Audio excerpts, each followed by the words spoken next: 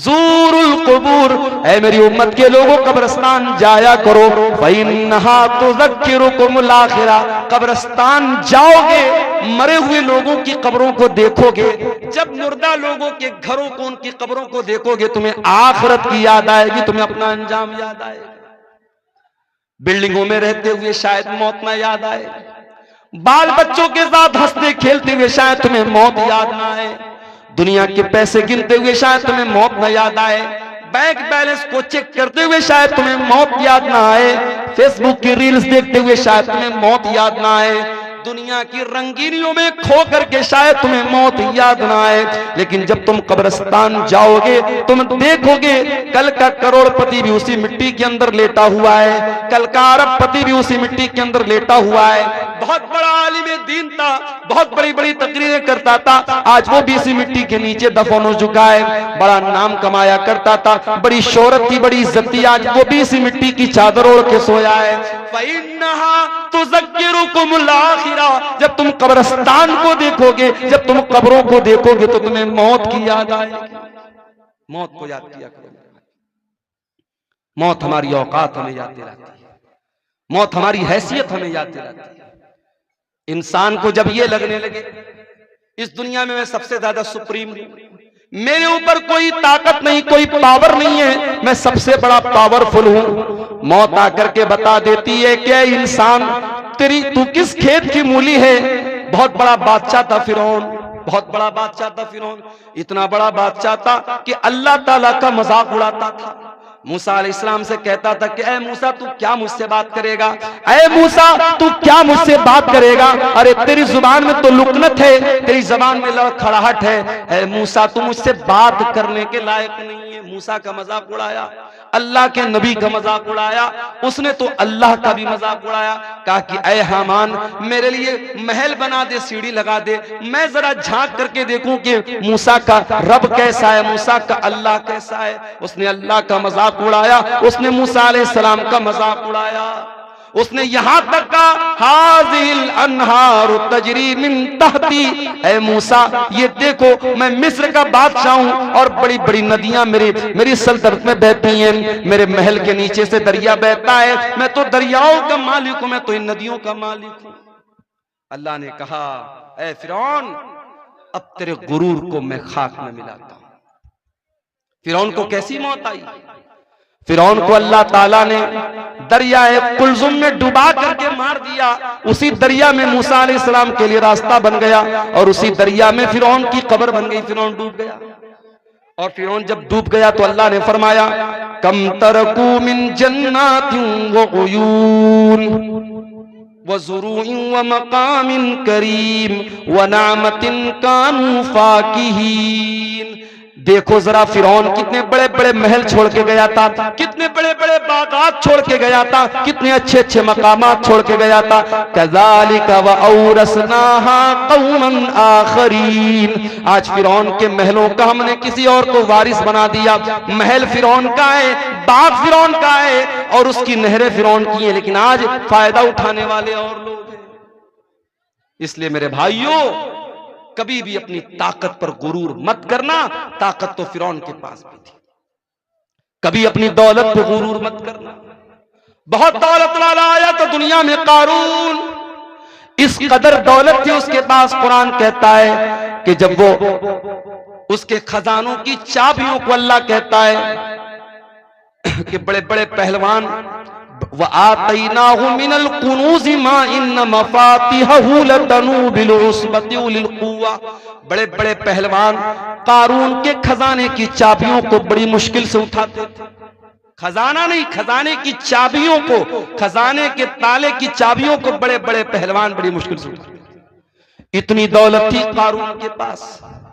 जब वो सज धज करके निकलता था कौम के लोग ठंडी सांस लेकर के कहते थे काश हमारे पास भी इतनी दौलत होती।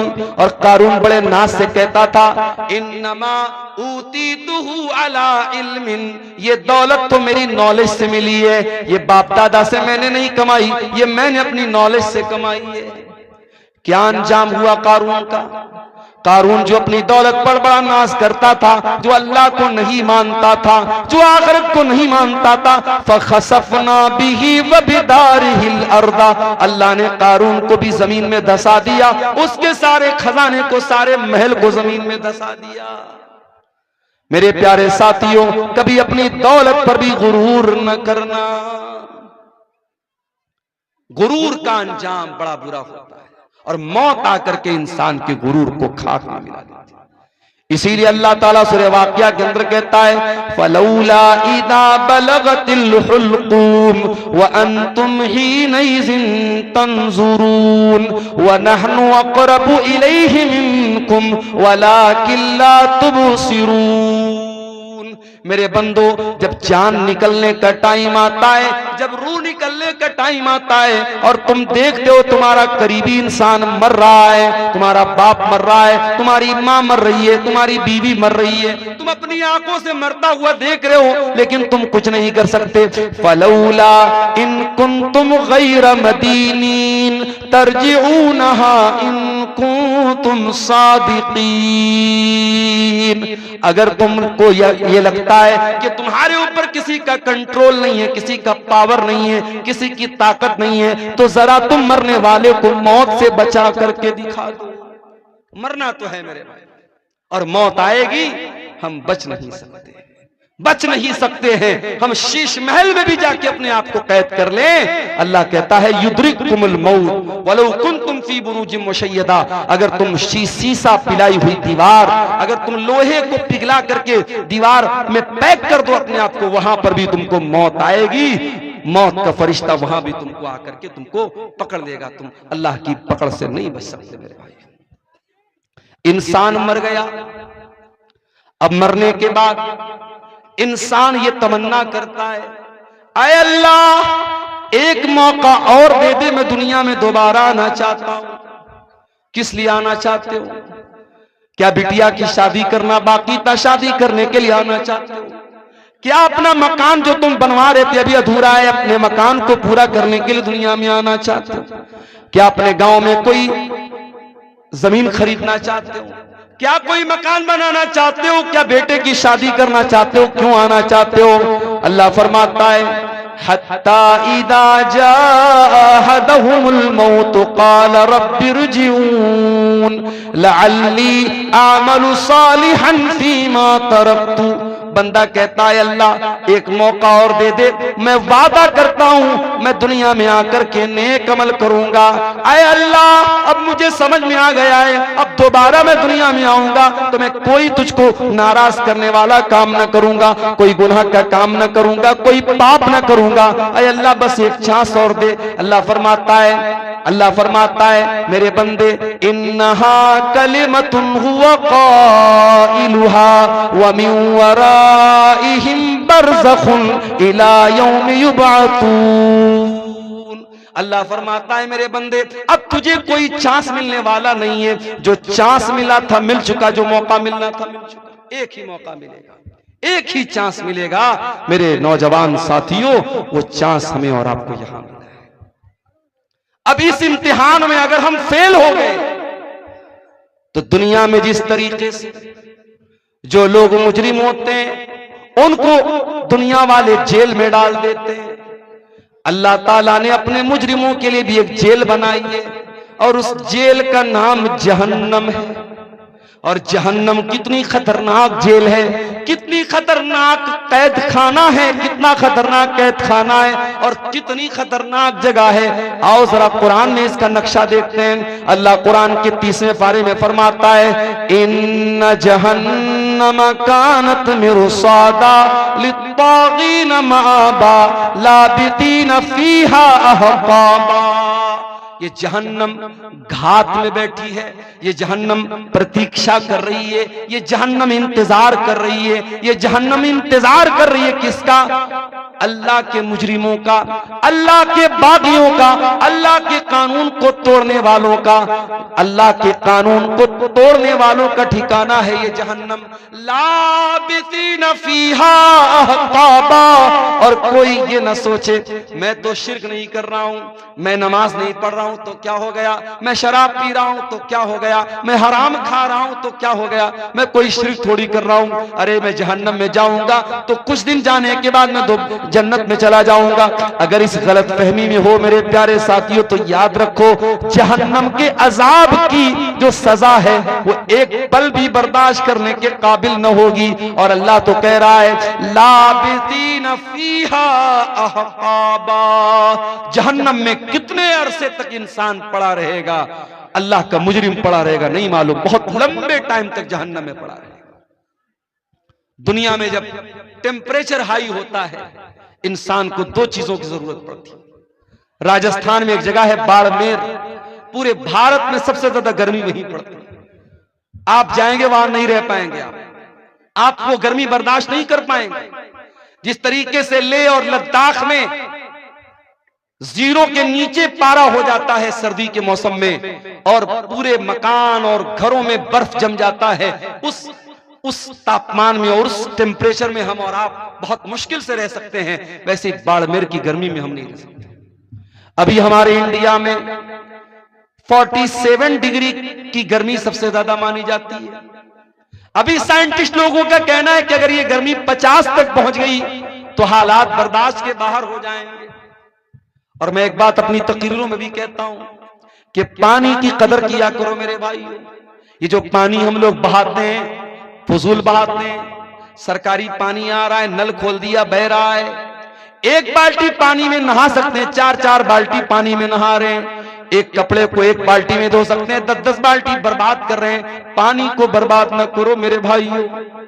अफ्रीका की राजधानी है केप टाउन, केप टाउन के अंदर जितना ग्राउंड के अंदर पानी है सब पानी खत्म हो चुका है। साउथ अफ्रीका की राजधानी है केप टाउन, वहां पानी खत्म हो चुका है ग्राउंड पर।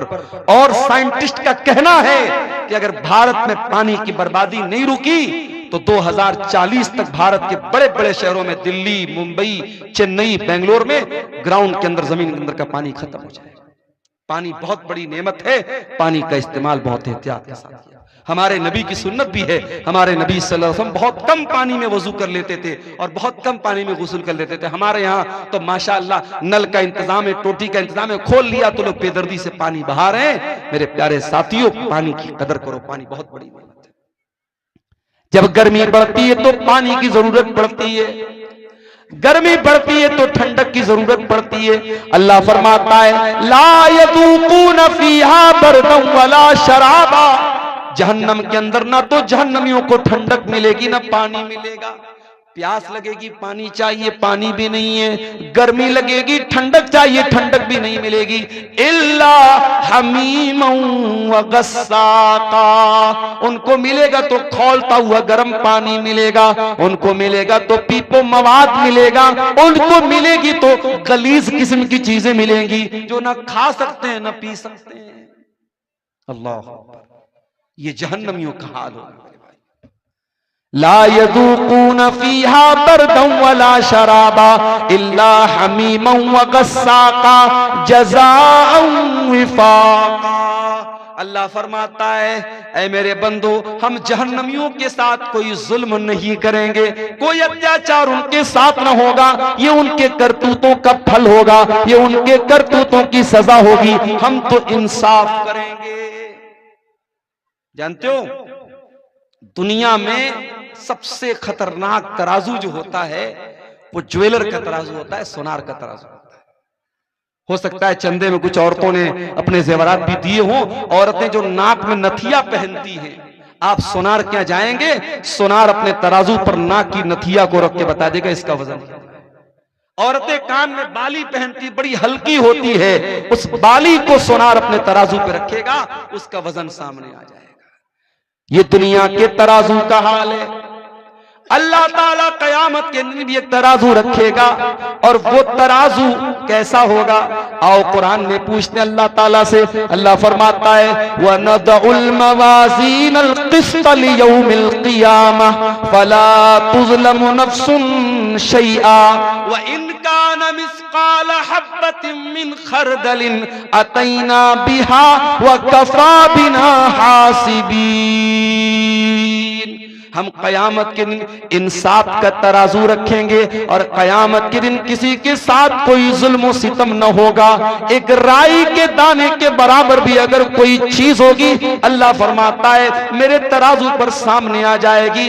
वकफा बिना हासिबीन, और मेरे बंदो जब हम हिसाब लेंगे तो एक एक चीज का हिसाब लेंगे, हम तो किसी को न छोड़ेंगे। फमन यामल मिस्काल दर्रतिन खैरन यरह वमन यामल मिस्काल दर्रतिन शर्रन यरह। एक जर्रा बराबर भी नेकी करोगे, एक जर्रा बराबर भी गुनाह करोगे, अल्लाह के तराजू पर सामने आ जाएगा।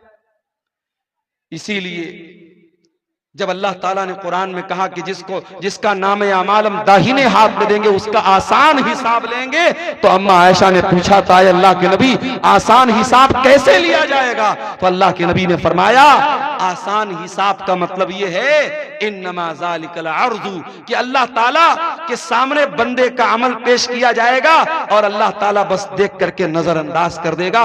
ये आसान हिसाब है। वमन नूकिश हलका, और जिसके नाम अमाल की जांच पड़ताल होगी, जिसके एक एक अमल को चेक किया जाएगा, जिसको चेक किया जाएगा किसने क्या क्या किया है, वो तो हलाक हो जाएगा, बर्बाद हो जाएगा। मेरे प्यारे साथियों गौर करो, मेरे प्यारे साथियों, इतनी खतरनाक जेल है अल्लाह ताला की जहन्नम। उस जहन्नम से अपने आप को बचाने के लिए हम क्या इंतजाम कर रहे हैं? दुनिया में कहीं आग लग जाए, फायर ब्रिगेड वालों को जल्दी से बुलाया जाता है, फिर भी आग लग जाए तो बहुत मुश्किल हो जाता है लोगों को बचाना। अभी हमारे घर पे शादी थी, छोटे भाई की, हमारे शादी में औरतों का जहां खाना चल रहा था, चाट का वहां पे वो स्टॉल लगा हुआ था। चाट वाले के स्टॉल में गैस का चूल्हा लगा था। अचानक उसके गैस के चूल्हे से आग निकलने लगी। अब जाहिर है वहां जितना पिंडाल लगा है, कपड़े का पिंडाल है, अगर आग भड़कती पूरे पिंडाल में लगती और कितना नुकसान हो सकता था अंदाजा नहीं हो सकता। अल्लाह का करम हुआ, फौरन वो आग बुझाई गई, नुकसान नहीं हुआ, कोई नुकसान नहीं हुआ। एक हल्की सी आग लगती है और बहुत तेजी के साथ फैल जाती है। जहन्नम की आग दुनिया की आग से 70 गुना ज्यादा खतरनाक होगी। अल्लाह के नबी फरमाते हैं इन्नहा फुस्सिलत अला नारिकुम, दुनिया की आग जहन्नम की आग दुनिया की आग से 70 गुना ज्यादा खतरनाक होगी।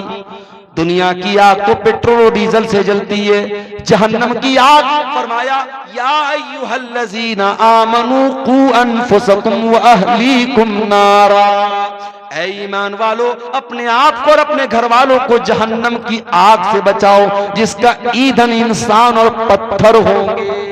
इंसानों से जलेगी वो आग, पत्थरों से जलेगी वो आग। वो जहन्नम कितनी गहरी होगी, उसकी गहराई का अंदाजा हम नहीं लगा सकते। सही मुस्लिम की रिवायत, अल्लाह के नबी फरमाते हैं बहुत तेज धमाके की आवाज सुनी। आपने सहाबा से पूछा ऐ मेरे सहाबा क्या तुम जानते हो कि यह आवाज कैसी थी? सहाबा ने कहा अल्लाह और उसके रसूल ज्यादा बेहतर जानते हैं। आपने फरमाया हाजा हजरुन रुमिया बिही फिन्नार मुंज़ु सबईन खरीफा, ऐ मेरे सहाबा 70 साल पहले जहन्नम के अंदर एक पत्थर गिराया गया था, आज जाकर के वो जहन्नम की गहराई तक पहुंचा है, आज जाकर के वो जहन्नम की तह तक पहुंचा है। यानी एक पत्थर को जहन्नम के अंदर गिराया जाए तो 70 साल के बाद वो पत्थर जहन्नम की गहराई तक पहुंचता। इतना खतरनाक है जहन्नम की गहराई।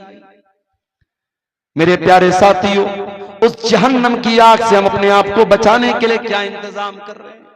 हमारे प्यारे नबी जनाबे मोहम्मद रसूलुल्लाह सल्लल्लाहु अलैहि वसल्लम तो उसी जहन्नम की आग से हमको बचाने के लिए आए थे। आपके आने का मकसद यही था दुनिया के लोग ईमान वाले बन जाएं, नेक अमल करने वाले बन जाएं, दुनिया के लोग जहन्नम की आग से बच जाएं। यही आपका मकसद था, आपकी जिंदगी का मकसद था। यही मकसद लेकर के आप दुनिया में आए थे, किस तरीके से अल्लाह के बंदों को जहन्नम की आग से बचाया जाए। यही आपका मिशन था और इसी की टेंशन आपको रहा करती थी और इतना सोचा करते थे आप कि अल्लाह ताला कुरान में कहता है फलअल्लका बाखिउन नफ्सका अला आतारिहिम इल्लम युमिनू बिहादल हदीथ असफा, ऐ नबी, आपको लोगों के ईमान लाने की इतनी चिंता है, इतनी फिक्र है, कहीं इस चिंता में आप अपने आप को हलाक न कर दें, कहीं खत्म न कर दे। अल्लाह के नबी फरमाते हैं, ओ लोगों, मेरी मिसाल और तुम्हारी मिसाल तो ऐसी है जैसे कोई इंसान आग जलाता है और आग जैसे वो जलाता है वैसे ही परवाने और पतंगे उस आग में जल जल के मरने लगते हैं। वो दूर करने की कोशिश करता है मगर वो परवाने नहीं मानते और बार बार उस आग में कूद करके मरते हैं। अल्लाह के नबी फरमाते हैं, अना आखिजुम बिहुजजिकुम अनिन नार, ओ लोगों, मैं तुम्हारी कमर पकड़ पकड़ के तुमको जहन्नम की आग से बचा रहा हूं। व अंतुम तक्तहिमून फीहा, लेकिन तुम जहन्नम के अंदर जा रहे हो। अच्छा एक बात बताओ, क्या कोई बाप कभी चाहेगा कि अपने बेटे को आग में डाल दे? कभी नहीं चाहेगा। आग में डालना तो बड़ी दूर की बात है, बच्चे को जरा सी आग की चिंगारी भी पहुंचे, बाप अगर वाकई में बाप है, उसके सीने में बाप का दिल है, अपने बेटे को हल्की सी चिंगारी में भी मुब्तला नहीं देख सकता। हमारे प्यारे नबी इस उम्मत के रूहानी बाप थे। हमारे नबी के दिल में एक बाप अपने बच्चों का जितना खैरखा होता है, जितना भलाई चाहने वाला होता है, उससे कहीं ज्यादा भलाई चाहने वाले हमारे नबी थे। इसीलिए हमारे नबी ने एक एक चीज बता दी, कौन सा काम करोगे तो जहन्नम में जाओगे और कौन सा काम करोगे तो जहन्नम से बचोगे। आपने फरमाया, इत्तकुन नार वलौ बिशिक्की तमरा, ऐ लोगों, जहन्नम की आग से अपने आप को बचा लो, वलो बिशिक्की तमरा, अगर एक खजूर का टुकड़ा तुम दे करके अल्लाह की राह में सदका करके अगर बचा सकते हो, अगर अल्लाह की राह में एक खजूर का टुकड़ा तुम दान दे करके, चंदा दे करके, सदका दे करके अगर अपने आप को जहन्नम की आग से बचा सकते हो तो बचा लो। अल्लाह के नबी ने बहुत सारे ऐसे अमाल बताए। आपने फरमाया मन सल्लल बरदैनी दखलल जन्ना, जो फजर की नमाज और असर की नमाज, जो दो ठंडी नमाजें, जो इन दोनों नमाजों को पाबंदी से पढ़ेगा वो जन्नत में जाएगा। बहुत सारे अमाल आपने ऐसे बताए हैं जो हमको जहन्नम से बचाने वाले और जन्नत में लेकर के जाने वाले। अब आइए कुछ ऐसे अमाल भी आपके सामने बयान कर दूं जो जहन्नम में लेकर के जाने वाले, इसलिए कि बीमारी का इलाज ये भी होता है कभी कभी कि हम बीमारी को जान जाएं। कहते ना, जानकारी ही बचाव है। जब हमें यह मालूम हो जाए कि ये चीज हमको जहन्नम में लेकर के जाने वाली है, हम उससे अपने आप को बचाएंगे, इंशाअल्लाह हम जहन्नम से जाने से इंशाअल्लाह बच जाएंगे। आइए जरा कुरान उठाते हैं मेरे प्यारे साथियों, वो कौन सी चीजें जो जहन्नम में लेकर के जाने वाली हैं। सबसे पहली चीज और सबसे खतरनाक चीज जो जहन्नम में लेकर के जाने वाली है, कुरान कहता है, इन्नल्लाह ला यगफिरु अन युशरक बिही व यगफिरु मा दून ज़ालिका लिमन यशा। अल्लाह ताला शिर्क को माफ नहीं करेगा। अल्लाह के साथ किसी और को शरीक किया जाए, किसी और की इबादत की जाए, इसको अल्लाह ताला बर्दाश्त नहीं करेगा। अल्लाह क्या इस गुनाह की माफी नहीं। आज कितने मुसलमान हैं, उनके गले में देखो धागा पड़ा हुआ है, उनके हाथ में देखो धागा पड़ा हुआ है, और वो धागे के ऊपर ये अकीदा रखते हैं कि जब तक ये धागा मैं पहने हुए हूं तब तक मैं बीमार न पड़ूंगा, मुझे नजर न लगेगी, मेरा बच्चा बीमार न पड़ेगा। मेरे प्यारे साथियों, कितने मुसलमान हैं जो बुतों के आगे नहीं तो कम से कम कब्रों के आगे जाकर के सजदा कर रहे हैं, कितने पेड़ के आगे जाकर के धागा बांध रहे हैं, कितने मुसलमान हैं जो जानवरों तक की बनाई हुई कब्रों पर जाकर के सर झुका रहे हैं। मौलाना अल्ताफ हुसैन हाली ने बड़ा सच्चा नक्शा खींचा था, कहा था, करे गैर गर बुत की पूजा तो काफिर, कवाकिब में माने करिश्मा तो काफिर, झुके आग पर बहरे सजदा तो काफिर, जो ठहराए बेटा खुदा का तो काफिर, मगर मोमिनों पर कुशादा है राहें, परस्तिश करे शौक से जिसकी चाहे, नबी को जो चाहे खुदा कर दिखाएं, इमामों का रुतबा नबी से बढ़ाएं, मजारों पे जा जा के नजरें चढ़ाएं, शहीदों से जा जा के मांगे दुआएं, न तौहीद में कुछ फर्क इससे आए, न इस्लाम बिगड़े न ईमान जाए। मुसलमान ये समझता है उसने कलमा पढ़ लिया, अब वो शिर्क नहीं कर सकता, वो शिर्क प्रूफ हो गया, उससे शिर्क नहीं हो सकता। सिर्फ कलमा पढ़ लेने से शिर्क नहीं, शिर्क से आप नहीं बच सकते जब तक कलमा के ऊपर आप अमल न करेंगे और कलमा के तकाजे को आप नहीं समझेंगे। मेरे प्यारे साथियों, शिर्क से अपने आप को बचाओ। शिर्क करने वाला जहन्नम की आग में हमेशा हमेशा चलेगा। इन्नहु मन युशरिक बिल्लाहि फक़द हर्रमल्लाहु अलैहिल जन्नह व मअवाहुन नार व मा लिज़्ज़ालिमीन मिन अंसार। जो शिर्क करेगा वो हमेशा जहन्नम में रहेगा, उसका कोई मददगार नहीं। और आगे बढ़िए, शिर्क तो नहीं करता है इंसान, कुफ्र करता है। कुफ्र का मतलब क्या होता है? जितनी चीजों पर ईमान लाना अनिवार्य है, जरूरी है, उसमें से किसी चीज का इनकार कर देना। अब ये भी नोट कर लो कि 6 चीजों पर ईमान लाना जरूरी है।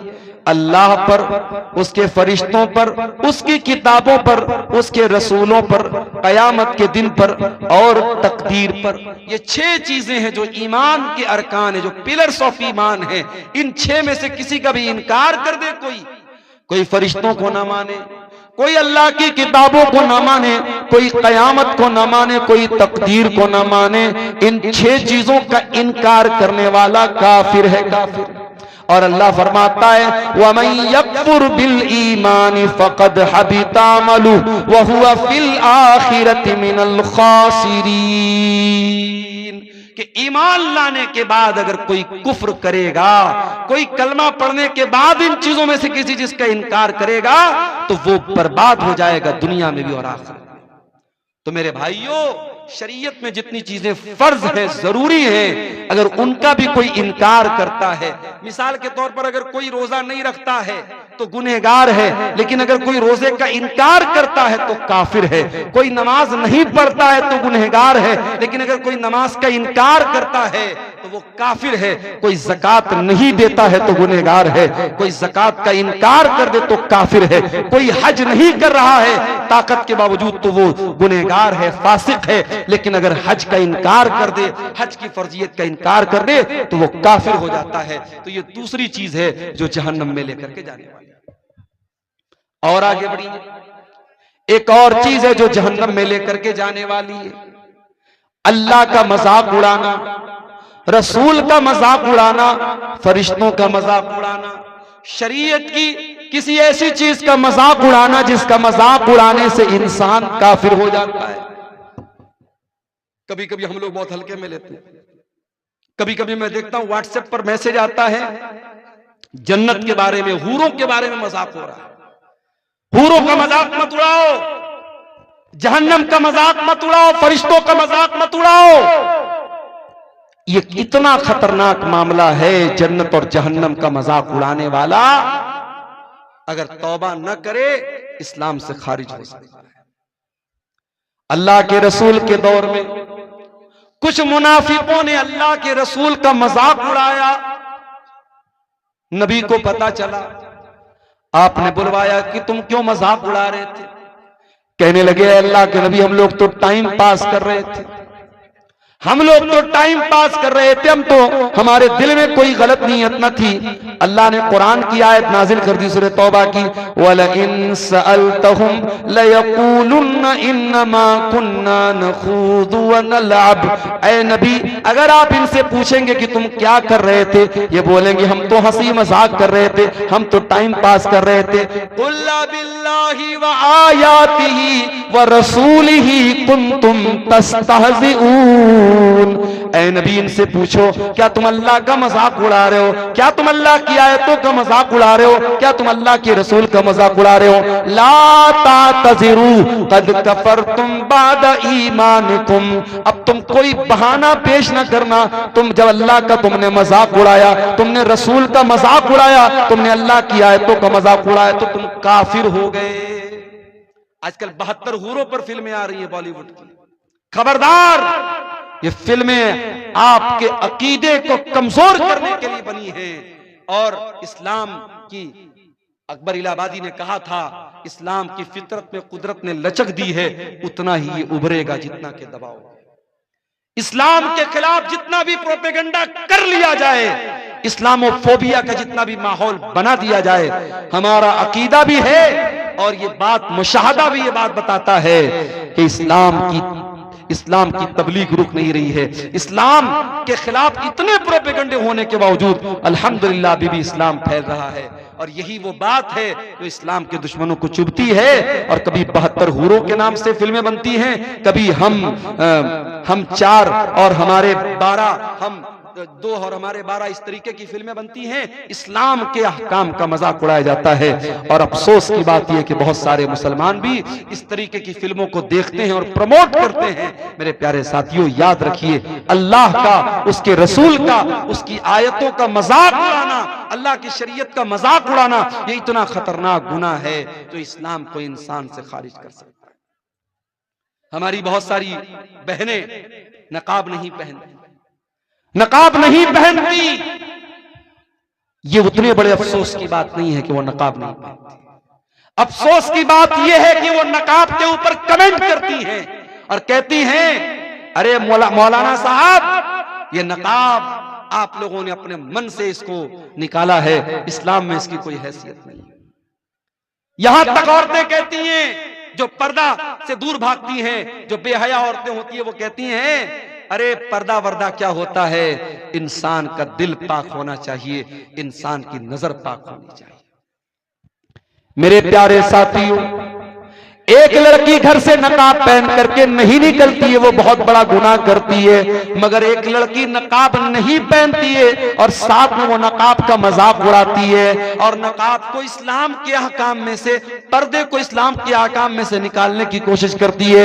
ऐसी औरतों को जाकर के कुरान की ये आयत पढ़ के सुना दो, या अय्युहन नबिय्यु कुल लिअज़वाजिका व बनातिका व निसाइल मुमिनीना युदनीना अलैहिन्ना मिन जलाबीबिहिन्ना ज़ालिका अदना अन यु'रफ़ना फला यु'ज़ैन। ऐ नबी, अपनी बीवियों से कह दीजिए, अपनी बेटियों से कह दीजिए और तमाम मुसलमान औरतों से कह दीजिए कि जब वो अपने घर से निकला करें तो अपने ऊपर जिल्बाब डाल लें, अपने ऊपर नकाब डाल लें, अपने ऊपर ऐसी चादर डाल लें जिससे उनका शरीर ढक जाए, जिससे उनका बदन ढक जाए। अल्लाह फरमाता है, ये पर्दा उनकी पहचान बन जाएगा, ये पर्दा बता देगा कि ये नकाब पहनने वाली औरतें, ये पर्दा करने वाली औरतें, और कोई उनको छेड़ने की हिम्मत न कर सकेगा। मेरे प्यारे साथियों, जो लोग ये बोलते हैं कि दिल साफ होना चाहिए, पर्दा करने की कोई जरूरत नहीं है, मैं उनसे पूछता हूं, इस दुनिया में क्या सहाबे किराम से भी ज्यादा कोई साफ सुथरे दिल वाला आया था? नबियों के बाद, अल्लाह के पैगंबरों के बाद अगर सबसे ज्यादा पाक और साफ दिल वाला कोई आया था तो नबी के सहाबा आए थे। और इस दुनिया में सबसे नेक औरतें अगर थी तो नबी की बीवियां थी। लेकिन कुरान कहता है नबी की बीवियों के बारे में भी कि उनको भी पर्दा करना है। और अल्लाह ताला अपने नबी के सहाबा से कहता है कि जब तुम अपने नबी के घर में जाओ और तुम्हें कोई सामान मांगना है नबी की बीवियों से, फस्अलूहुन्ना मिन वराई हिजाब, तो पर्दे की आड़ से मांगो, डायरेक्ट मत जाओ। ज़ालिकुम अतहरु लिकुलूबिकुम व कुलूबिहिन्ना, इसी में तुम्हारे दिल की भी पाकी है, इसी में उनके दिल की भी पाकी है। मेरे प्यारे साथियों, कुरान 1400 साल पहले बता रहा है कि पर्दा करने के बाद दिल पाक होता है, पर्दा के बगैर दिल पाक नहीं। एक बात और बोल दूं, लड़की जवान हो गई, अब चाहे टीचर सामने हो, चाहे चाचा हो, चाहे कोई भी, चाचा का नाम तो मैंने ऐसे ले लिया, टीचर हो, कोई भी ऐसा रिश्तेदार हो जो गैर महरम, अगर गैर महरम है तो जवान लड़की को उससे पर्दा करना है। वहां ये नहीं चलेगा कि साहब मेरे गांव के हैं। मैंने एक मरतबा तकरीर में बोल दिया था, बड़ा उस पर बवाल भी हुआ, एक लड़की के बारे में जो बहुत मशहूर हुई थी पूरे इंडिया में। वो नकाब में एक स्कूल कॉलेज में जा रही थी और उसके ऊपर जब फिरका परस्तों ने हमला करने की कोशिश की, उसने नारे तकबीर लगाया था, पूरी दुनिया में उस लड़की का बड़ा नाम वायरल हुआ था। लेकिन बाद में एक और वीडियो आया जिसमें मैंने देखा कि एक अजनबी आदमी, कोई भी अजनबी आदमी उसके घर जाता है उसको शाबाशी देने के लिए और उस जवान लड़की के कंधे पर हाथ रखता है। तो जाहिर है कि हम उस लड़की के जज्बे की अपनी जगह कदर करते हैं, मगर जो चीज गलत है वो गलत रहेगी। शरीयत ये कहती है कि अगर कोई मर्द बहुत नेक है और कोई औरत बहुत नेक है, लेकिन अगर दोनों गैर महरम हैं तो दोनों को प्राइवेसी अगर मिलेगी, दोनों तन्हाई में मिलेंगे, अकेले में मिलेंगे, तो तीसरा शैतान। ला यखलुवन्ना रजुलुम बिइम्रातिन इल्ला वसालिसुहुम अश-शैतान। अगर कोई मर्द किसी औरत के साथ अकेले में होगा तो तीसरा शैतान। चाहे लड़की आलिमा हो, लड़का आलिम हो, लड़की बहुत अपने दौर की नेक हो और लड़का अपने दौर का बहुत बड़ा अल्लाह का वली हो, अगर लड़का और लड़की, मर्द और औरत अगर गैर महरम हैं और अकेले में मिल रहे हैं तो तीसरा शैतान होगा। मेरे प्यारे साथियों, आप सोच नहीं सकते हमारी शरीयत ने कहां कहां से समाज में पनपने वाली बुराइयों को रोका है। ये जो आज हम रोना रोते हैं ना, समाज बड़ा दूषित हो रहा है, बड़ा गंदा हो रहा है, ये बेहयाई बड़ी फैल रही है, ये गंदगी बड़ी फैल रही है। क्यों फैल रही है, कभी इस पर आपने गौर किया? आज इतने बड़े बड़े जलसे और प्रोग्राम होने के बावजूद हमारे इलाकों की शादियों में आज भी वो तमाम बुराइयां हो रही हैं जिससे उलमा मना करते हैं। तमाम बेपर्दगी हो रही है शादी ब्याह में जो इस्लाम के अंदर हराम है। तमाम रस्मों रिवाज पर अमल हो रहा है जिसकी कोई हैसियत नहीं इस्लाम के अंदर। आपने शादी भी, मैं गाड़ी लेकर के आ रहा था, 4 व्हीलर लेकर के बीरपुर में जब पहुंचा, हमारे ड्राइवर साहब ने देखा कि पूरे दोनों तरफ फाटक लगा हुआ है। मैंने ड्राइवर साहब से कहा कि लग रहा है मौलाना तारिक साहब ने बहुत दूर तक गेट लगवाया, बड़ा लंबा चौड़ा इंतजाम है। आगे बढ़ा तो पता लगा साहब शादी हो रही है। कोई शादी थी और ऐसी शादी थी, दूर दूर तक गेट लगा हुआ है और गाना बज रहा है, डीजे बज रहा है। आज वो किसी गैर मुस्लिम की शादी थी।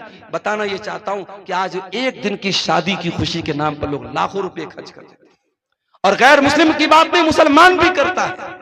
अभी उत्तर प्रदेश के मेरठ शहर में एक शादी हुई, वहां दुल्हे को शादी के मौके पर 2.5 करोड़ रुपए मिले हैं और निकाह पढ़ाने वाले मौलवी साहब को 11 लाख रुपए मिले हैं। और एक रस्म होती है घड़ी पहनाई, दुल्हे को साली लोग घड़ी पहनाती हैं, उस घड़ी की पहनाई की जो है वो जो पैसा उसका दिया गया 11 लाख रुपए उसका दिया गया। हमारे यहाँ मदरसे में एक दिन चर्चा चल रही थी कि मदरसे में पढ़ाना छोड़ के चल के हम लोग मेरठ में निकाह पढ़ाए, एक निकाह का 11 लाख रुपया। तो ये मुसलमान, ये हालात हैं इस कौम के। इस कौम के बच्चे भूखे मर रहे हैं, जिस कौम की औरतें, बेवा औरतें खाने खाने को तरस रही हैं, इस कौम की यतीम बच्चियां बदकारी का रास्ता अपना रही हैं, उस कौम के नौजवान शादी ब्याह पर इतनी फजूल खर्ची कर रहे हैं। उत्तर प्रदेश के सिद्धार्थनगर में एक शादी हुई, मुसलमान की शादी है और नोटों की बारिश कर रहा है दुल्हा। 20 लाख रुपए उसने पानी की तरह बारात में बहा दिए। ये सारे करतूत हम करते हैं, उसके बाद हम कहते हैं कि हमारे साथ फला जगह ये क्यों हो रहा है, हमारे साथ फला जगह ये क्यों हो रहा है, हमारी मस्जिदों पर क्यों निशाना साधा जा रहा है, हमारे मदरसों पर क्यों निशाना साधा जा रहा है। मेरे प्यारे साथियों, हमें अपना मुहासबा करने की जरूरत है, अपने गिरेबानों में झांकने की जरूरत है। मेरे नबी ने तो निकाह को इतना आसान कर दिया। आपने फरमाया इन्न आज़मन निकाही बरकतन इसरुहु मऊनतन, सबसे ज्यादा बरकत उस निकाह में होती है जिसको सबसे कम खर्च में निपटाया जाए। नबी के दौर में निकाह होता था, बहुत मामूली खर्च में निकाह हो जाता था। और ऐसा नहीं कि नबी के दौर में सब गरीब लोग थे, उसमें उस्मान गनी के जैसे करोड़पति लोग भी थे, उसमें अब्दुर्रहमान बिन औफ के जैसे करोड़पति लोग भी थे। दौलत वाले होते थे या गरीब होते थे, बड़े सिंपल तरीके से निकाह कर लेते थे और बीवी को ले आते थे। और वहां एक नहीं 4-4 बीवियों का रिवाज था। इस्लाम ने अगर मर्द के पास ताकत है तो 4 बीवियों तक की इजाजत दी, इसमें कोई शर्म की बात नहीं है। आज एक मर्द जिना करके 10 औरतों के साथ जिना करे, उतना बुरा नहीं माना जाता। अगर कोई बेचारा, उसके पास ताकत है जिस्मानी एतबार से, माली एतबार से, अगर वो एक के साथ साथ दूसरी बीवी कर ले, दूसरी शादी कर ले, बवाल हो जाता है साहब। पूरे गांव वाले उसका जीना हराम कर देते हैं और पहली बीवी और उसके घर वाले तो उसका जीना हराम कर ही देते हैं। याद रखो मेरे भाइयों, हलाल को मुश्किल बनाओगे, हराम आसान हो जाएगा। और आज हराम आसान हो चुका है और हमारी और आपकी सोच से बहुत ऊपर जा चुका है। ज़िनाकारी और बदकारी मुस्लिम समाज में इतनी आम होती चली जा रही है। मेरे पास आए दिन फोन आता है और ऐसे ऐसे मसले पूछे जाते हैं, अल्लाह की पनाह, शर्म आती है। मौलवी साहब, लड़के ने लड़की के साथ गलत काम कर लिया, फिर लोगों ने शादी करा दी, शादी के 3 महीने के बाद बच्चा हो गया। अब क्या किया जाए? क्या दोबारा निकाह करना पड़ेगा? ये वो मसले हैं, उनका जवाब क्या देना है वो एक अलग मसला है। लेकिन मुसलमानों की सोसाइटी में इस तरीके के मसले पैदा हो, ये सोचने की बात है मेरे प्यारे साथियों, ये अफसोस करने की बात है, ये अफसोस करने का मकाम है। हलाल को मुश्किल बनाओगे, हराम आसान हो जाएगा। शादियों को आसान करो। नौजवानों, तुमसे भी कहता हूं, अपने बाप से जाके कह दो, अपनी मां से जाके कह दो, मेरी शादी सुन्नत के मुताबिक करो, आसान तरीके से करो। अपने ससुर के ऊपर बोझ न बनो, अपने होने वाले ससुर के ऊपर बोझ न बनो, किसी तरीके के जहेज के चक्कर में न पड़ो। आसान और सिंपल लाइफ गुजारो, इज्जत और खुददारी के साथ। ससुराल से मिलने वाले बेड से बेहतर है चटाई पर लेट करके जिंदगी गुजार दो। ससुराल से मिलने वाले फ्रिज का ठंडा पानी पीने से बेहतर है कि घड़े का ठंडा पानी पी के गुजारा करो। ससुराल से मिलने वाली बाइक पर चलने से बेहतर है अपनी कमाई की साइकिल पर अपनी बीवी को बिठा करके चलो। मेरे प्यारे साथियों, इज्जत और खुददारी आपके हाथों में है, अब आप खुद डिसाइड कर लीजिए हमको क्या करना है। मेरे अजीजों, ज़िनाकारी वो गुनाह है जो जहन्नम के अंदर लेके जाने वाला है। अल्लाह कहता है, वला तक़रबुज़्ज़िना इन्नहु काना फ़ाहिशतन व साअ सबीला। ऐ मेरे बंदो, तुम ज़िना के करीब भी ना जाना, ये बड़ा ही गंदा काम है, बहुत बुरा रास्ता है। अल्लाह के नबी की आदत थी, फजर की नमाज पढ़ने के बाद आप सहाबा की तरफ अपना चेहरा कर लेते थे और आप सहाबा से पूछते थे, क्या तुमने कोई ख्वाब देखा है? सहाबे किराम अपना ख्वाब बयान करते थे, अल्लाह के प्यारे नबी अपना ख्वाब बयान करते थे। एक दिन अल्लाह के नबी ने अपना ख्वाब बयान किया। उस ख्वाब में अल्लाह ताला ने अपने नबी को जहन्नम के अजाब के बहुत सारे मनाजिर दिखाए थे। बहुत लंबी हदीस है, मैं पूरी हदीस आपके सामने नहीं पढ़ना चाहता हूँ, उसका एक टुकड़ा आपके सामने पढ़ना चाहता हूँ कि अल्लाह के नबी ने उस ख्वाब में देखा कि आपका गुजर एक ऐसी जगह से हुआ जो तंदूर के जैसी जगह थी। तंदूर जिसमें रोटी बनाई जाती है, तंदूर के जैसी कोई जगह थी। अल्लाह के नबी फरमाते, जब मैंने झांक करके देखा, फैज़ा फीही लगतुन व अस्वातुन, उस तंदूर के अंदर से आवाजें आ रही थी, चिल्लाने की आवाजें। मैंने जब झांक करके देखा तो उसमें बहुत सारे मर्द औरत उल्टे लटके हुए थे और सबके सब बरहना थे, सबके सब नंगे थे। उसके बदन पर कोई कपड़ा न था, मर्द भी नंगे, औरतें भी नंगे, वो उल्टे लटके हुए थे और जहन्नम की आग आती थी और उनकी शर्मगाहों में दाखिल हो रही थी। अल्लाह के नबी ने पूछा कि जब वो जहन्नम की आग आती थी और उनकी शर्मगाहों में दाखिल होती थी, वो चिल्लाने लगते थे, वो चीखने लगते थे। अल्लाह के नबी ने पूछा कि ये कौन लोग हैं जो उनके इतना दर्दनाक अजाब हो रहा है? जवाब मिला, हाउलाई ज़ुनात व ज़वानी, ऐ अल्लाह के नबी, ये ज़िनाकार मर्द हैं और ज़िनाकार औरतें हैं। मेरे भाइयों, इस समाज से इस बुराई को मिटाना है तो ये 2 काम करना हमको बहुत जरूरी है। पहला काम, अपने घर में हमें माहौल पर्दा वाला और शर्म हया वाला बनाना पड़ेगा। अपने घर में महरम गैर महरम का फर्क करना पड़ेगा। आपकी लड़की जवान हो गई, अब कोई भी आता है गांव का और अगर आपकी बेटी बेपर्दा उसके सामने आ जा रही है तो इस पर आपको पाबंदी लगाना पड़ेगा। मैं जानता हूं जिस माहौल में ये चीजें आम हो जाती हैं वहां बचना बहुत मुश्किल हो जाता है, मगर मैं ये भी जानता हूं कि साउथ अफ्रीका का क्रिकेटर हाशिम अमला, अगर उस मुल्क में जहां हर तरफ नंगी औरतें घूमती हों, अगर उस मुल्क में उसकी बीवी सर से पैर तक नकाब में चल सकती है, तो आपके इलाके में अगर ये पर्दे का माहौल न हो, लेकिन अगर आप चाहेंगे, अगर बाप चाहेगा, अगर माँ चाहेगी, तो उसकी बेटी इस माहौल पर भी इंशाअल्लाह अमल करेगी। मेरे पास ऐसे भी केस आते हैं मेरे भाई, ऐसी बच्चियों के फोन आते हैं जो कहती हैं कि हम ऐसे घरों में शादी करना चाहते हैं जहां हमें इस्लामी पर्दे पर अमल करने दिया जाए, जहां देवर और जेठ से पर्दे का माहौल हो, जहां बेपर्दगी ना हो, बेहयाई ना हो, हम ऐसे घर में शादी करना चाहते हैं। आज के इस दौर में ऐसी भी मुसलमान लड़कियां हैं। ये पहला काम आपको करना पड़ेगा, अपने घर के माहौल को इस्लामी माहौल बनाना पड़ेगा। और दूसरा काम क्या करना पड़ेगा? निकाह को आसान करना पड़ेगा। जब तक आप ये काम नहीं करेंगे मेरे प्यारे साथियों, ज़िनाकारी और बदकारी को नहीं रोक सकते। जहन्नम में लेकर के जाने वाला एक और अमल है सूद खाना, ब्याज खाना।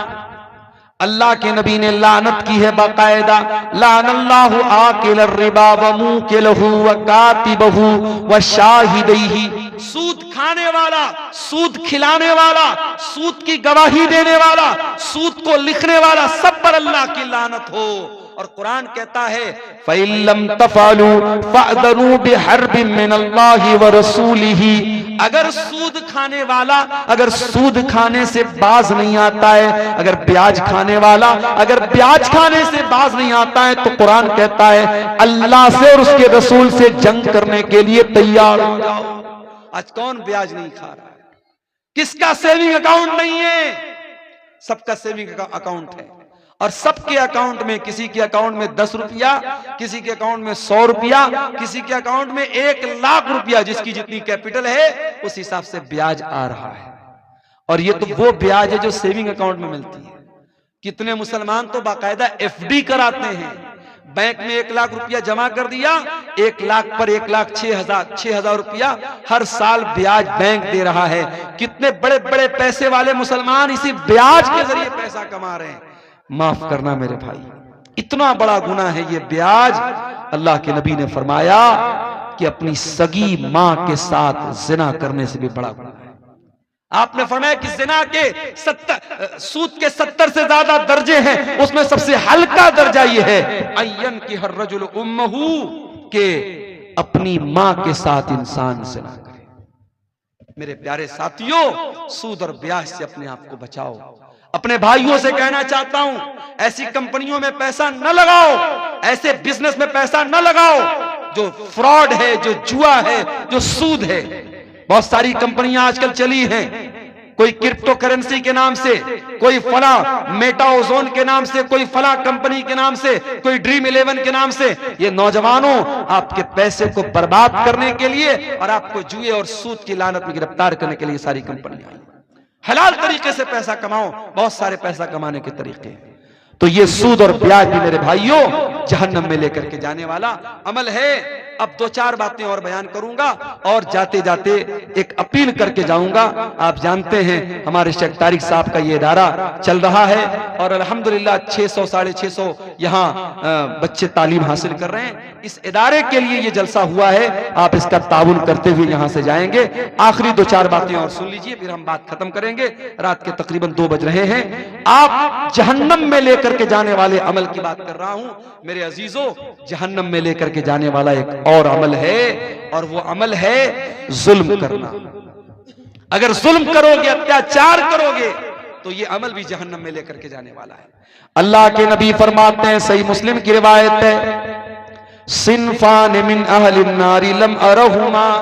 मेरी उम्मत के अंदर 2 किस्म के लोग ऐसे हैं जो जहन्नम में जाएंगे, लेकिन मैंने उनको अभी नहीं देखा है। नंबर 1, कौमुन माहुम सियातुन काज़नाबिल बकर यद्रिबून बिहन्नास। ऐसे लोग आएंगे जिनके हाथ में गाय की दुम की तरह कोड़े होंगे, जिनसे वो लोगों को मारेंगे। उलमा ने लिखा है कि गाय की दुम की तरह कोड़े से मुराद पावर है, ताकत है, इख्तिदार है, कुव्वत है। आज अगर किसी के पास कोई ताकत है और अपनी ताकत के जरिए वो दूसरों पर जुल्म कर रहा है, बेकसूरों को मार रहा है, जी माशाअल्लाह, ये 1,41,000 रुपये नेपाली हैं, किसी अल्लाह के बंदे ने इस इदारे में ताउन के तौर पे दिया है। अल्लाह ताला इस भाई के ताउन को कबूल फरमाए, इसके माल में अल्लाह ताला बरकत अता फरमाए। मेरे भाइयों, अल्लाह के नबी फरमा रहे हैं, जिनके हाथ में पावर है और पावर का गलत इस्तेमाल करेंगे, वो लोग जहन्नम में जाएंगे। आप देख रहे हैं अभी मुल्क के हालात क्या हैं, और हमारे जिस स्टेट से मैं आता हूं उस स्टेट के हालात भी आप देख रहे हैं। किस तरीके से बेकसूर को कसूरवार और कसूरवार को बेकसूर बनाया जाता हम जानते हैं। लेकिन हां, 2-4 उम्मीदों के दिए अब भी हैं रोशन, माजी की हवेली अभी वीरान नहीं है। अगर शर्जील इमाम नाम का वो लड़का जिसको बेकसूर जेल की काल कोठरी में डाला गया, तो आज अल्लाह का फजल करम है उस लड़के की बहन ने अपनी तालीम के बल पर जो जज बन गई अदालत की, गालिबन हाई कोर्ट की वो जज बनी है, उसने दुनिया को दिखा दिया कि तुम जुल्म करके हमारे टैलेंट को नहीं रोक सकते हो, हमारी सलाहियत को नहीं रोक सकते हो। मेरे प्यारे साथियों, जालिम याद रखे, हर जालिम ये बात याद रखे कि अल्लाह ताला ने हर फिरौन के लिए मूसा का इंतजाम करके रखा हुआ है। उसके बाद अल्लाह के नबी फरमाते हैं, जहन्नम में जाने वाली दूसरी किस्म होगी उन औरतों की, वह निसाउन कासियातुन आरियातुन मुमीलातुन माइलातुन, ऐसी औरतें जहन्नम में जाएंगी जो कपड़ा पहन करके भी नंगी होंगी, गैर मर्दों को अपनी तरफ माइल करेंगी और खुद भी उनकी तरफ माइल हो जाने वाली होंगी। ला यदखुलनल जन्ना, ऐसी औरतें जन्नत के अंदर नहीं जाएंगी। वला यजिदन रिहाहा, और जन्नत में जाना तो बहुत दूर की बात है, वो जन्नत की खुशबू भी नहीं पाएंगी। तो ये अमल भी मेरे प्यारे साथियों जहन्नम में लेकर के जाने वाला है। और आगे बढ़िए, किसी का हक मार लेना, किसी की जमीन पर नाजायज कब्जा कर लेना, भाई का अपनी बहन का हक मार लेना, बाप का अपनी बेटी का हक मार लेना, पड़ोसी का हक मार लेना, यह भी बहुत बड़ा गुनाह है। अल्लाह के नबी फरमाते, मन नक़द शिब्रम मिनल अर्दी, जो किसी की जमीन पर एक बालिश, एक बित्ता अगर किसी की जमीन पर नाजायज कब्जा कर लेगा तो फ़िक़ मिन सभी अर्दीन यौमल क़ियामा, तो क़यामत के दिन उसको 7 जमीनों का तौक़ उसकी गर्दन में डाला जाएगा। ये जमीन, ये जायदाद सब यही रह जाएगी मेरे भाई। किसी की जमीन पर नाजायज कब्जा करके आप अपने बच्चों के लिए शायद फ्यूचर बना दें, मगर अपना फ्यूचर आप खराब कर लेंगे, अपने आप को जहन्नम का हकदार बना लेंगे। आज कितनी जमीनें लोग हड़पते हैं, हम दूसरों से क्या शिकवा करें। आज कब्रिस्तान की जमीन पर, ईदगाह की जमीन पर और मस्जिदों की जमीनों पर लोगों ने नाजायज कब्जा करके रखा है। अल्लाह के नबी फरमाते हैं, अगर किसी की जमीन, एक बित्ता भी अगर किसी की जमीन पर, औरतों की जाने ये कितना है, कुछ गिनती नहीं, ये खवातीन की तरफ से, औरतों की तरफ से अमाउंट आया है। इसमें कुछ इंडियन है, कुछ नेपाली है। अल्लाह ताला इन तमाम हमारी माँ बहनों की इस उनके ताउन को कबूल फरमाए और मजीद उनको अल्लाह की राह में ताउन देने की तौफीक अता फरमाए। शेख फिरोज आलम नदवी साहब ने 50,000 रुपये का ताउन पेश किया है। आप मुदीरुल जामिअतुल इस्लामिया रियाजुल उलूम हैं।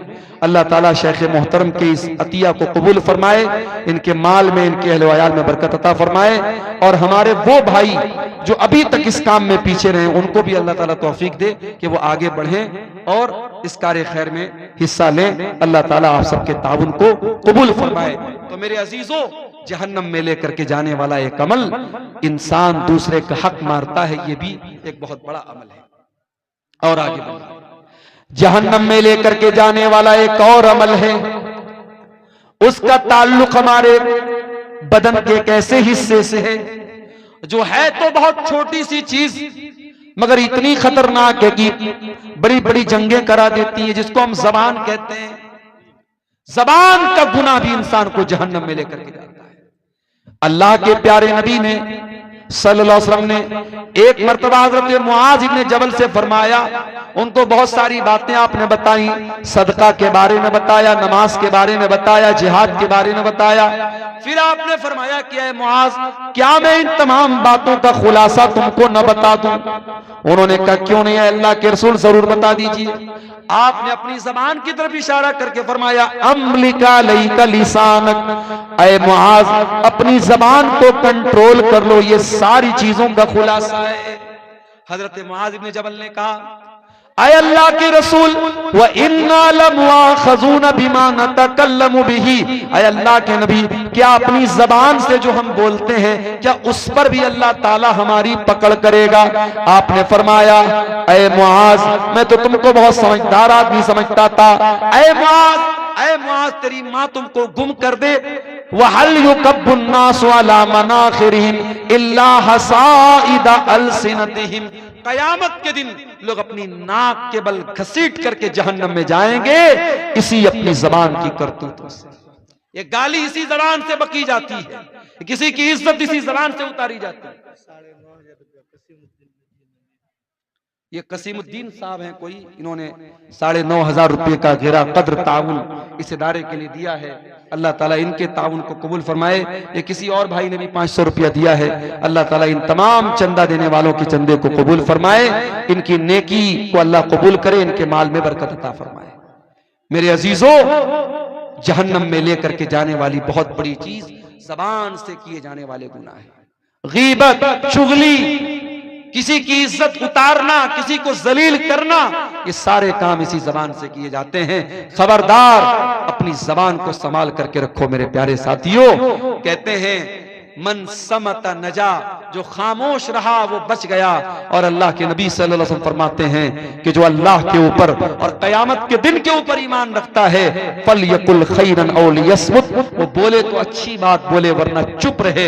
मेरी प्यारी माँ और बहनों, आपसे भी कहना चाहूंगा, अपनी जबान पर काबू रखिए। जबान से किए जाने वाले गुनाह भी औरतों को जहन्नम में लेकर के जाएंगे। मर्दों को तो लेके जाएंगे ही जाएंगे, औरतों के ज्यादा जहन्नम में जाने की वजह उनकी जबान होगी।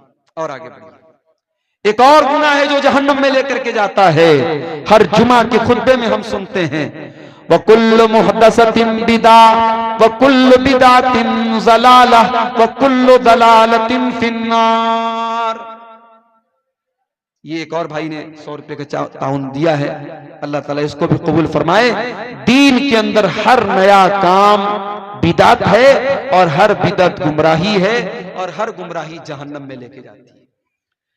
मैं कभी कभी अपनी तकरीरों में ये बात कहता हूं कि देखो, बिदाती अपनी बिदत से तौबा करे, इसकी पॉसिबिलिटी बहुत कम होती है। चोर तौबा कर सकता है, जानी तौबा कर सकता है, कातिल तौबा कर सकता है। क्यों?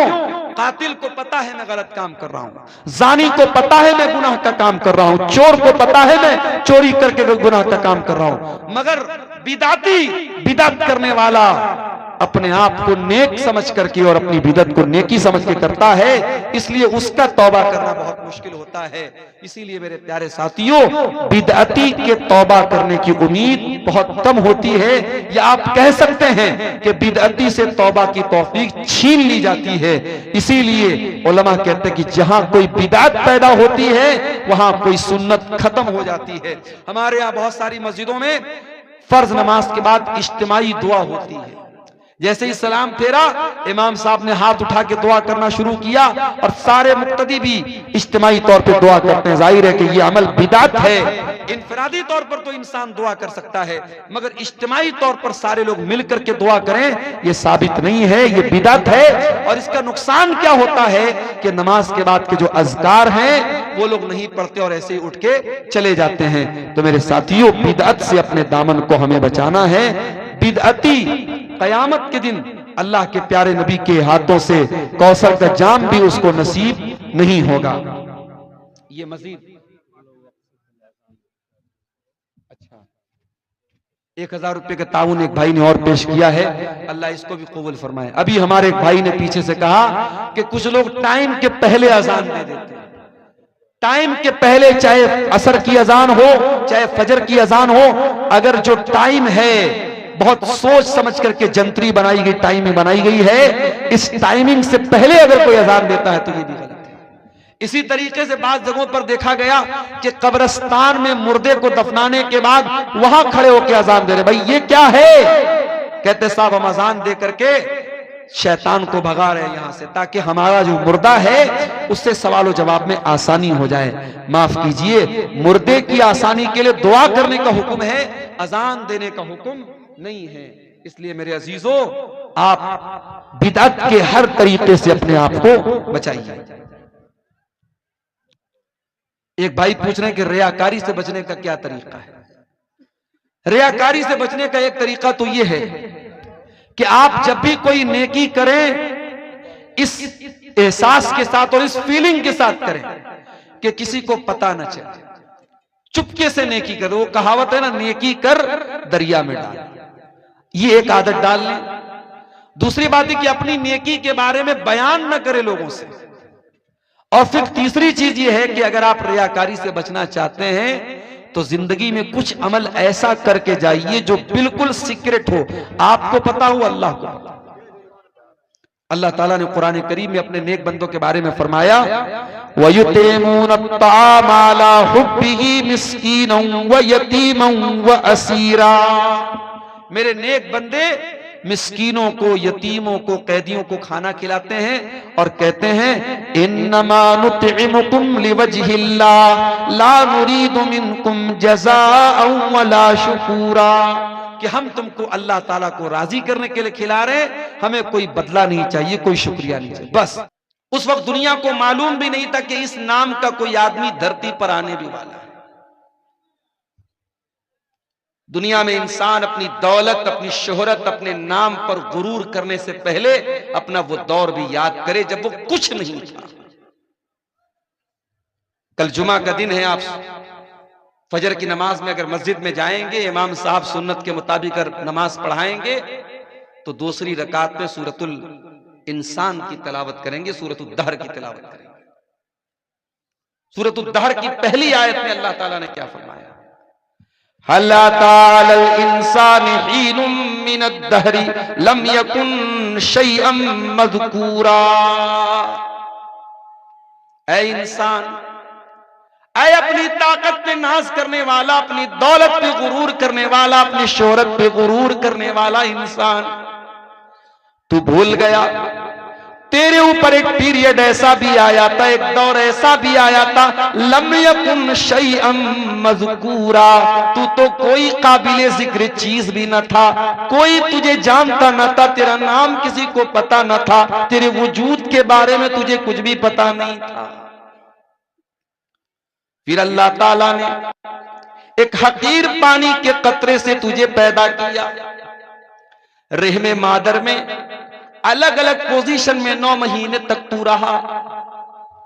फिर तेरी पैदाइश का टाइम आया, तू दुनिया में रोते हुए आया, तेरा बाप हंस रहा था, तेरे घर वाले हंस रहे थे, लेकिन तू रोता हुआ, चिल्लाता हुआ दुनिया में आया। तो तू रो रहा था, सब हंस रहे थे, और एक दिन ऐसा भी आएगा जब तू चुपचाप दुनिया से चला जाएगा और तेरे जाने पर तेरे घर वाले रोते रह जाएंगे। रोता हुआ इंसान आता है और रुलाता हुआ दुनिया में छोड़ के सबको चला जाता है। इंसान की जिंदगी बस रोने और रुलाने के दरमियान है। मेरे प्यारे साथी, इंसान इस दुनिया में आया, 50 साल की जिंदगी उसको अल्लाह ताला ने दी, 60 साल की जिंदगी उसको अल्लाह ताला ने दी, जवानी का दौर उसने देखा, बुढ़ापे का दौर उसने पाया, ताकत भी उसको मिली, दौलत भी उसको मिली। सवाल ये पैदा होता है, ये जिंदगी अल्लाह ताला ने क्यों दी है? इस जिंदगी का मकसद क्या है? इस जिंदगी का उद्देश्य क्या है? इस जीवन का उद्देश्य क्या है? इस जिंदगी का पर्पस और मकसद क्या है? कुरान का 29वां पारा उठाओ, अल्लाह ताला हमारी पैदाइश का मकसद बयान करता है। फरमाया अल्लज़ी खलक़ल मौत वल हयात लियब्लुवकुम अय्युकुम अहसनु अमला। मेरे बंदो, हमने जीवन और मृत्यु का जो सिस्टम बनाया है, हमने तुमको जो पैदा किया है, हमने मौत को बनाया, हमने जिंदगी को बनाया। क्यों बनाया? लियब्लुवकुम, हम तुम्हारा इम्तिहान लेना चाहते हैं, हम तुम्हारी परीक्षा लेना चाहते हैं, हम तुम्हें जांचना चाहते हैं कि कौन अच्छा अमल करने वाला है, कौन अल्लाह को राजी करने वाला अमल करता है, कौन ऐसा अमल करता है जो अल्लाह की नजर में अच्छा है, दुनिया की नजर में अच्छा है कि नहीं। अल्लाह के ये मैटर नहीं करता। दुनिया की नजर में आप कैसे हैं, अल्लाह के यहां ये मैटर नहीं करता। अल्लाह की नजर में आप कैसे, आपने वो अमल किया कि नहीं किया जो अल्लाह को पसंद आने वाला है। अल्लाह ताला हम सबको इम्तिहान के तौर पर इस दुनिया में पैदा कर रहा है। हमारी दुनिया की जिंदगी एक इम्तिहान की जिंदगी है मेरे भाइयों, और जिस तरीके से दुनिया के हर इम्तिहान को एक दिन खत्म हो जाना है। एक टाइम है, बच्चा स्कूल इम्तिहान देने गया, स्टूडेंट कॉलेज में एग्जाम देने गया, 2 घंटे का एग्जाम था, 3 घंटे का एग्जाम था, 2 घंटे पूरे हो गए, एग्जामिनर ने कॉपी छीन ली, भाई तेरे एग्जाम का टाइम खत्म हो गया, तू और नहीं लिख सकता है। बच्चे से कॉपी छीन ली गई, तेरी परीक्षा की अवधि समाप्त हो गई, तेरे इम्तिहान का टाइम खत्म हो गया, अब इसके आगे तुम कुछ नहीं कर सकते। मेरे प्यारे साथियों, हमारे भी इम्तिहान का एक टाइम है, और वो टाइम कब है हम नहीं जानते। वो टाइम कब आ जाए हम नहीं जानते। हो सकता है कि आज की रात हम आराम से बिस्तर पे सोने जाएं और सुबह को हम उठ भी ना पाए। हो सकता है कि कल की सुबह का सूरज भी देखना हमको नसीब ना हो। हम तो ऐसा इम्तिहान दे रहे हैं। दुनिया में इम्तिहान देने वाले को पता है मुझे 2 घंटा इम्तिहान देना है, 3 घंटा इम्तिहान देना। हम तो ऐसा इम्तिहान दे रहे हैं, हमें ये तो पता है कि खत्म होना है, कब खत्म होना है ये नहीं पता। इन्नल्लाह इंदहु इल्मुस्साअह व युनज़्ज़िलुल गैथ व यअलमु मा फिल अरहाम व मा तदरी नफ्सुम माज़ा तक्सिबु गदा व मा तदरी नफ्सुम बिअय्यि अर्दिन तमूत। ये 5 चीजें हैं, इसको अल्लाह ताला गैब की कुंजी बोलता है, गैब की चाबी है। जिस तरीके से दुनिया के खजाने की चाबी खजाने के मालिक के पास होती है, ये 5 चीजें गैब से ताल्लुक रखती हैं, और इसकी चाबी किसके पास है? अल्लाह के पास है। कयामत कब आएगी अल्लाह को मालूम है, बारिश कब होगी, कितनी होगी, कहां होगी, अल्लाह को मालूम है। वयालमु मा फिल अरहाम, और मां के पेट में होने वाला बच्चा क्या होगा, लड़का होगा या लड़की होगा, ये तो सीटी स्कैन के जरिए भी मालूम हो जाएगा, ये तो अल्ट्रासाउंड के जरिए भी मालूम हो जाएगा। लेकिन लड़का या लड़की बड़ा होकर के क्या बनेगा, नेक बनेगा, बुरा बनेगा, अच्छा बनेगा, कैसा बनेगा, अकीदा क्या होगा, ईमान कैसा होगा, अमल कैसा होगा, ये सब अल्लाह को मालूम। और फरमाया कि कल क्या करने वाले हो किसी को नहीं मालूम। वमा तदरी नफ्सुम माज़ा तक्सिबु गदा, कोई नहीं जानता कि कल उसके साथ क्या होने वाला है। बनारस में एक लड़का अपनी मां के साथ बाइक पर जा रहा है, मां पीछे बैग लेकर के बैठी हुई है। बनारस की एक बहुत मशहूर रोड पर से उसका गुजर होता है। नौजवान लड़के तो वैसे भी गाड़ी बहुत स्पीड में चलाते हैं, लड़का स्पीड में गाड़ी चला रहा है, पीछे मां बैग लेकर के बैठी हुई है। अचानक उसका बैग उसके बगल की, उसके साइड की एक बाइक से टकरा जाता है, गाड़ी डिसबैलेंस हो जाती है, लड़का गाड़ी से गिर जाता है, डिवाइडर में उसका सर जा करके लड़ जाता है। घर से चला था मां को ड्रॉप करने और स्पीड में गाड़ी चला रहा था, उसका सर डिवाइडर से टकरा जाता है। 12-13 दिन गुजर गए, आज अभी तक लड़का हॉस्पिटल में कोमा की हालत में है, मौत और जिंदगी से जूझ रहा है। वमा तदरी नफ्सुम माज़ा तक्सिबु गदा, कोई नहीं जानता कि कल उसके साथ क्या होने वाला है। सामान 100 बरस का है, पल की खबर नहीं। इंसान 100 साल आगे की प्लानिंग करके चल रहा है, लेकिन कल क्या होने वाला है इंसान उस बात की गारंटी नहीं दे सकता।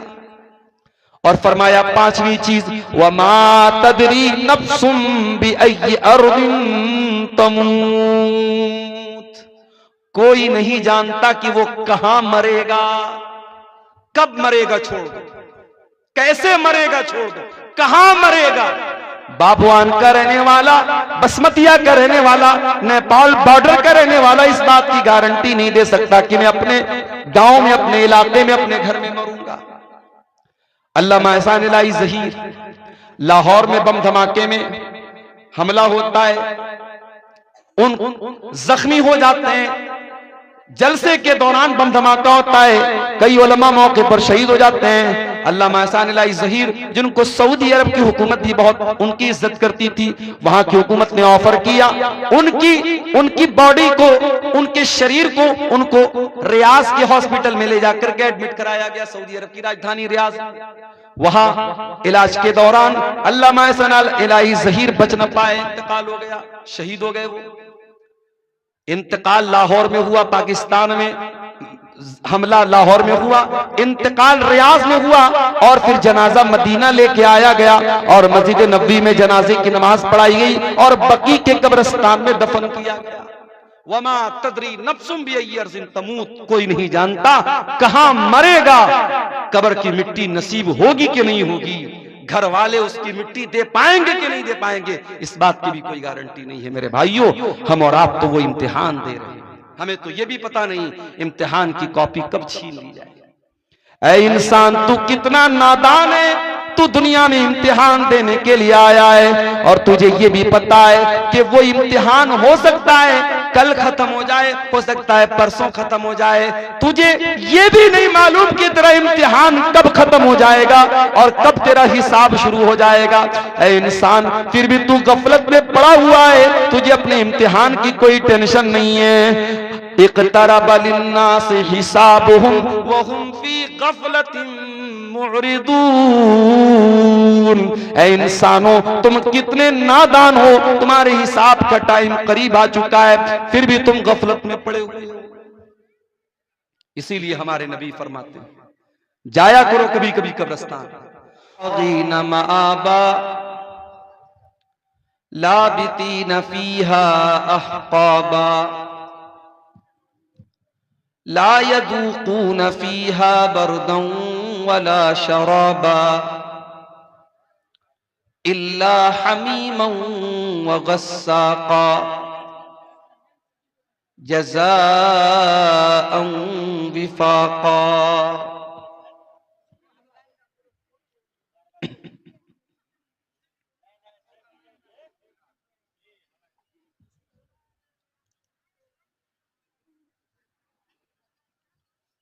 एक नात के चंद अशार समाप्त फरमाए।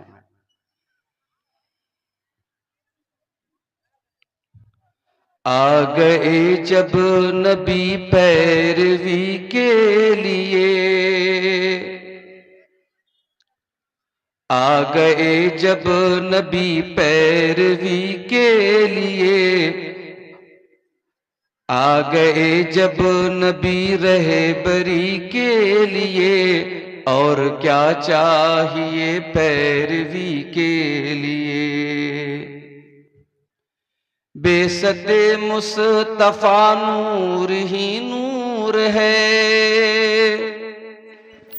बेसते मुस्तफा नूर ही नूर है, आखिरी कील है तीरगी के लिए, और क्या चाहिए पैरवी के लिए। आपकी हर अदा, आपका हर अमल, आपकी हर अदा, आपका हर अमल, उसवे कामिला जिंदगी के लिए, उसवे कामिला जिंदगी के लिए। जो परस्तार है सिर्फ अल्लाह का,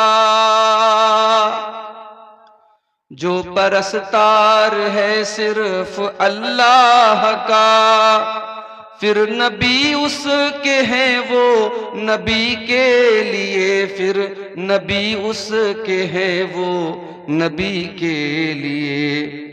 आओ सीखें करीने इबादत के हम, आओ सीखें करीने इबादत के हम, है नमूना नबी बंदगी के लिए, है नमूना नबी बंदगी के लिए। फख्र से दूर थे रहे मते दो जहां, फख्र से दूर थे रहमते दो जहां, जाने जाते सदा आजिज़ी के लिए, जाने जाते सदा आजिज़ी के लिए। रात का वक्त है रो रहे हैं नबी, रात का वक्त है रो रहे हैं नबी, रो रहे हैं फकत उम्मती के लिए, रो रहे हैं फकत उम्मती के लिए।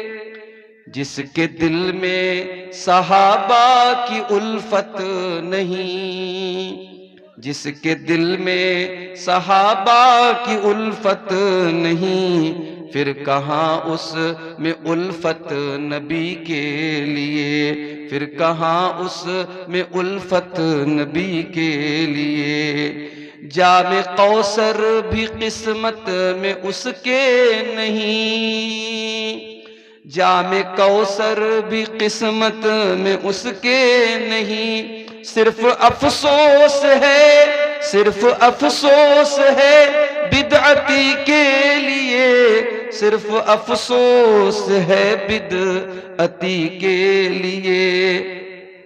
शान अहमद में जाहिद ये लिखना तेरा, शान अहमद में जाहिद ये लिखना तेरा, शान अहमद में जाहिद ये लिखना तेरा, है सआदत तेरी जिंदगी के लिए।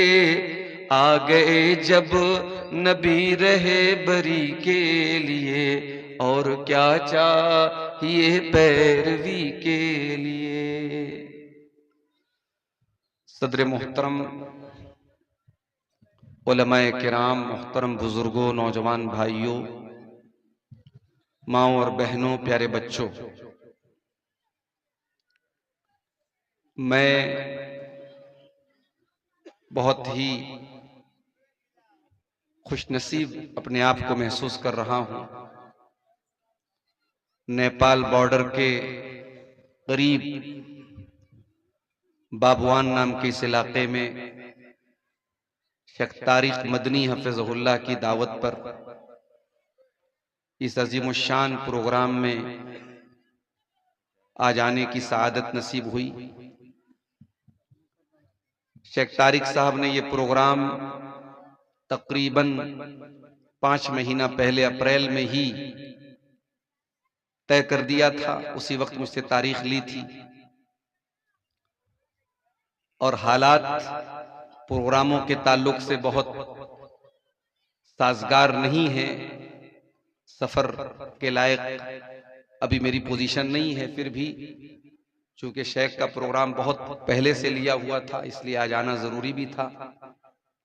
और अल्हम्दुलिल्लाह बहुत ही कामयाब प्रोग्राम मुनक़िद हुआ। और अभी मुझसे पहले आपने बंगला जुबान के बहुत ही जाने माने आलिम दीन और खतीब शेख बदरुद्दुजा नदवी हफिज़हुल्लाह का खिताब बंगला ज़बान में समाअत किया। और उनसे पहले भी बहुत सारे उलमा के बयानात हुए हैं। अल्लाह ताला उन तमाम उलमा की मेहनतों को कबूल फरमाए और हम सबको कहने सुनने से ज्यादा अमल की तौफीक अता फरमाए, आमीन। मेरे भाइयों, दुनिया में हर कंट्री में, हर देश में अपराधियों को सजा देने के लिए कानून होता है, अदालत होती है, पुलिस होती है। पुलिस का काम होता है जराइम को रोकना, अदालत का काम होता है इंसाफ के तकाजे को पूरा करना। और अदालत में जब किसी मुजरिम का जुर्म साबित हो जाए तो तकरीबन दुनिया के हर देश में एक सिस्टम है जिसको हम जेल बोलते हैं, कैद खाना बोलते हैं। मुजरिमों के लिए, गुनहगारों के लिए दुनिया वालों ने सिस्टम बनाया है कि उनको जेल में डाला जाता है। सवाल ये है,